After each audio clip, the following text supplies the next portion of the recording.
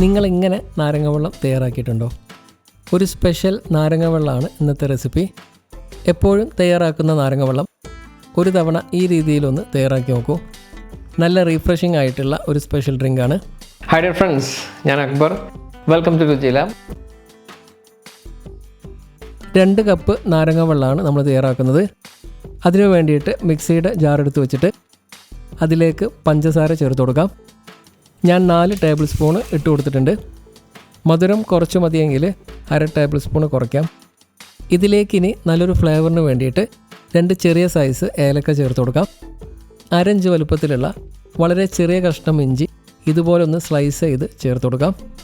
ഇഞ്ചി കൂടിക്കഴിഞ്ഞാൽ ടേസ്റ്റ് മാറും. അതുകൊണ്ട് ഇഞ്ചി ചതച്ചെടുത്തിട്ട് 1/2 ടേബിൾ സ്പൂൺ അളന്നെടുക്കുന്നതാണ് കുറച്ചും കൂടി നല്ലത്. ഇനി ഇതിലേക്ക് മെയിൻ ഇൻഗ്രീഡിയൻ്റ് ആയിട്ടുള്ള നാരങ്ങ നീര് ചേർക്കണം. ഞാൻ 2 ടേബിൾ സ്പൂൺ ഒഴിച്ചു കൊടുത്തിട്ടുണ്ട്.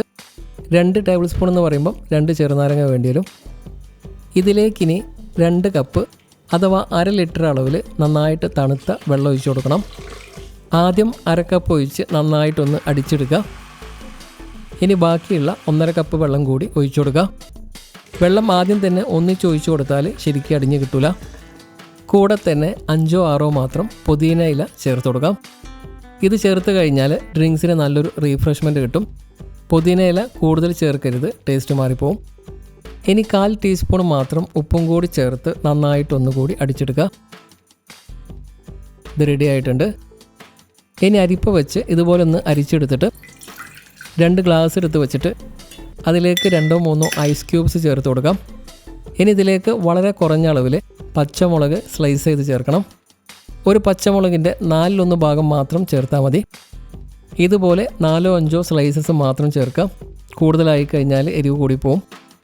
നാരങ്ങ വെള്ളമൊക്കെ കൂടുതൽ വെച്ച് കഴിഞ്ഞാൽ ടേസ്റ്റ് മാറിപ്പോവും. ഇതുപോലുള്ള ടേസ്റ്റി റെസിപ്പികൾക്ക് വേണ്ടിയിട്ട് രുചി ലാബ് ചാനൽ സബ്സ്ക്രൈബ് ചെയ്യുക.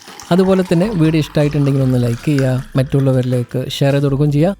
നമ്മൾ മുമ്പ് ചെയ്ത നല്ല ഫീഡ്ബാക്ക് കിട്ടിയിട്ടുള്ള കൂൾ ഡ്രിങ്ക്സിൻ്റെ വീഡിയോസാണിത്. ഈ ലിങ്കിൽ ക്ലിക്ക് ചെയ്ത് കാണാം. അപ്പോൾ നിങ്ങൾ ട്രൈ ചെയ്തിട്ട് ഫീഡ്ബാക്ക് കമൻറ്റിലൂടെ അറിയിക്കാൻ മറക്കരുത്. മറ്റൊരു വീഡിയോ ആയിട്ട് കാണാം. Thank you so much for watching.